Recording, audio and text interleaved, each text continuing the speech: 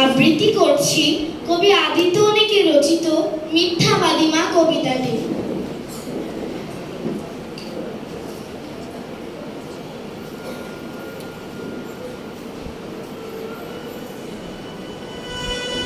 এতটা দিন পেরিয়ে আজও মায়ের জন্য কাঁদি, কারণ আমার মা যে ছিল ভীষণ মিথ্যাবাদী।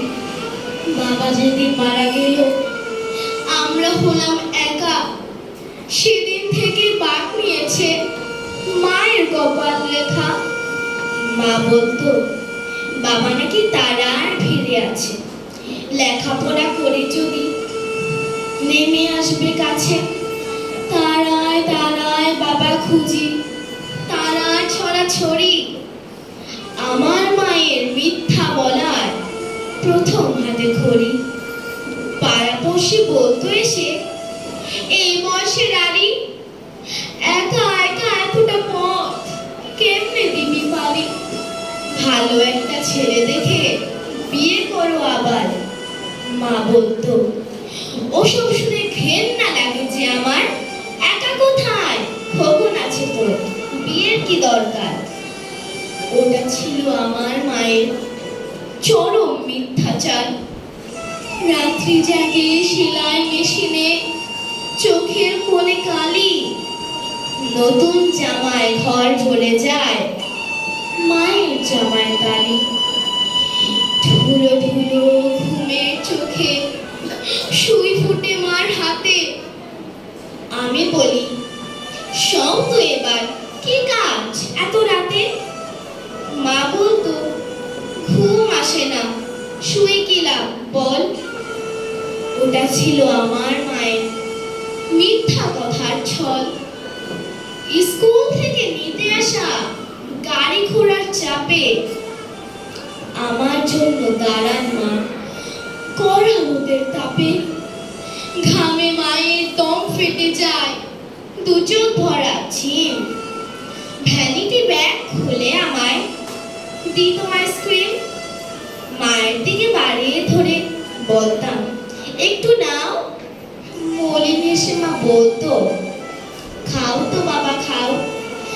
আমার আবার গলা ব্যথা, ঠান্ডা খাওয়া মানা। ওটা ছিল আমার মায়ের নিঠুর মিথ্যাপনা। তারপর আমি বড় হয়ে চাকরি নিয়ে বড় শহর আসি। টুকটুকে বউ ঘরে আমার, বউকে ভালোবাসি। নিয়ন পাতি ঢাকা শহর, আলোয় ঝলমল। মাকে বলি গঞ্জ ছেড়ে এবার ঢাকায় চলো। মা বলতো এই তো ভালো খোলামেলা হাওয়া, কেন আবার তোদের ওই ভিড়ের মধ্যে যাওয়া?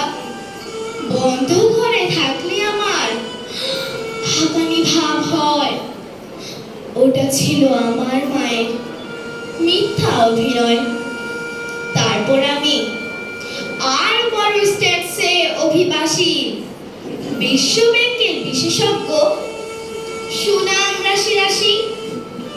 দায়িত্বশীল পদে আমার কাজের অন্ত নাই।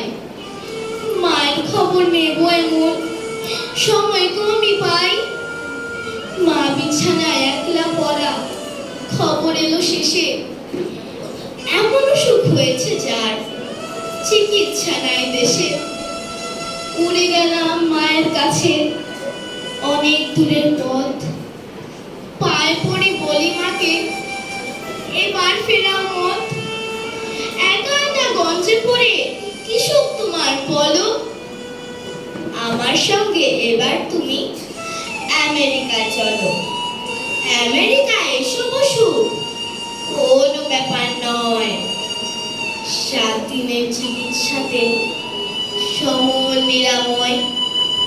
তারপর কষ্ট হাসি মুখে নিয়ে বলল আমার মা, প্লেনে চড়া বারণ আমার, তুই কি জানিস না? আমার কিছু হয়নি তেমন, ভাবছিস অযথা। ওটাই ছিল আমার মায়ের শেষ মিথ্যা কথা। কদিন পরেই মারা গেল নিঠুর মিথ্যাবাদী। মিথ্যা